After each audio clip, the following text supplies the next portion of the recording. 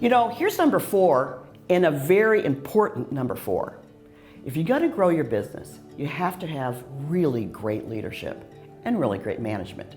And they really go hand in hand. And what's interesting is, and this is part of old school management and a part of old HR practices, is leadership development and management development is sort of a separate entity. I'll do it if I have money. I'll do it once in a while. It'll be sporadic. It won't have any continuity to it, and it won't have any cohesion to it. And really, does that really make sense in how to spend money?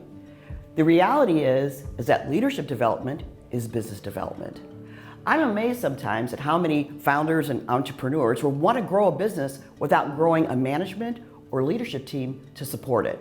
And then they grow the business and do all this great marketing, and now all the flood of new customers are coming in, and there's not the infrastructure of people operations to be able to support those customer needs. You know what? To build a thriving business, you have to build thriving leaders. You have to build thriving managers. Think of this for a minute. You have to have a people and management infrastructure in order to be able to grow your business and to meet the needs of your clients and your customers. So we really got to see leadership from a completely different perspective. It's got to be integrated. It's got to be embedded in the everyday work experience. And you can grow leaders, here's my phrase, grow as you go. And the way we work with clients is we help embed leadership and management development right in the everyday work experience. Trust me on this, and you probably know this. Learning leadership can't be done in a classroom. It's got to be done in real time with real people. And here's another crazy insight. Just because you were a great leader 5 years ago doesn't mean you're going to be a great leader today. Your leadership is only as relevant as the people that you are leading right now. In fact, I remember one time I was developing a new team of leaders at a new manufacturing plant.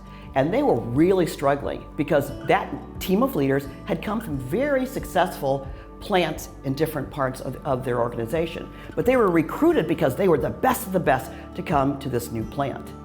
Here's what was interesting. When I met with them the first day, they looked awful, like they were being tortured. And I said to them, I said, come on, guys and gals, you guys are the best, what's going on here? And they started blaming all of the people that they were leading.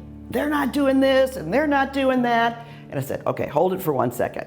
Let me ask a question. How many of you really want to be leaders and managers? I mean, really, let's do a heart check right here. Well, out of 10 people, maybe 4 raised their hand. And I thought to myself, this is interesting. First of all, you got to really want to be a leader and want to be a manager. A little side note here, our lack of creative career pathing is really promoting people who really don't want to be managers. So back to the story. So I asked, okay, how many of you want to be leaders and managers at this plant right now? 1 person raised their hand. Houston, we have a problem. Because you've got to be able to say, hey, I'm ready to dig in and what I call exercise your management muscles.